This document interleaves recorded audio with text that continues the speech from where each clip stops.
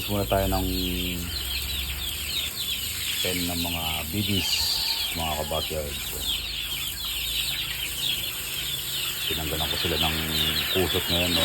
Yung food saving. Kasi 2 weeks na mahigit sis nilagay ko yun. Medyo may amoy na. Medyo lang may amoy, kaya lang gusto ko malinis para healthy sila, diba? Hindi nag-accumulate yung bacteria. Yan sila, oh. Healthy. Summer na, sabi nila, mahirap magpabuhay ng sisi. Pero basta kompleto kayo sa vaccine. Yan. Dahil sinabi ko sa unang vlog, since mainit, yero, kung kulungan ng baboy na hindi na ginagamit, sinundat sila sa brooder ng mga sisi. Kasi gaya na sinabi ko, yung mga halaman ng nanay nyo, kung meron kayo dyan, ipasok nyo. So nagbibigay ng extra shading to, lamig na mainit na panahon. Kasi hindi may stress yung mga manok.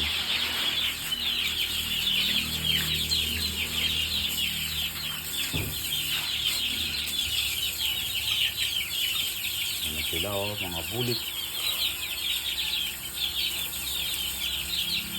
1 month na sila, 1 month. Mahigit 1 month. March 8 born na to, eh. Today is April 11 na. So far malulusog, walang mortality. Basta kumpleto kayo sa bakuna. Mas marunong kayo mag-alaga ng sisiw, dapat malinis palagi.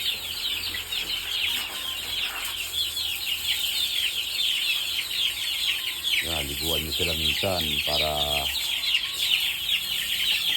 kailangan yung mag-thermo-regulate, sabi nga ni yun ng mga mag-thermo-regulate tayo.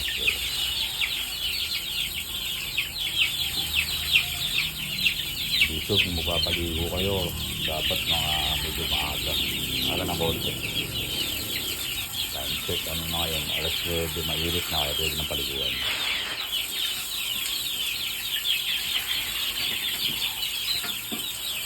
Mga halaman natin, no? Ibigay na kami, nag-iinit ng oxygen yan. Pwesto sila, hindi mainit.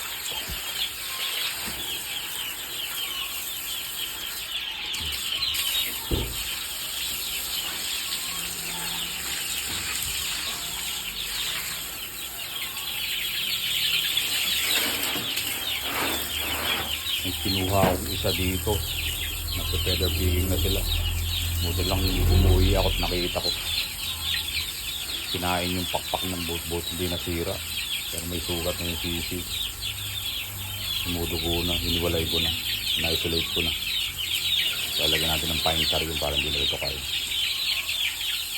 Ito, no? Ang dami lalaki. Liguan natin sila. Okay lang man liguan yung mga yan.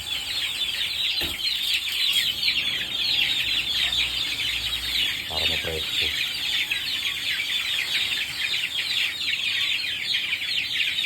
Yan. Liguan natin. Okay lang yan. Yan magalala. Lagyan natin ng labot. Ito yari.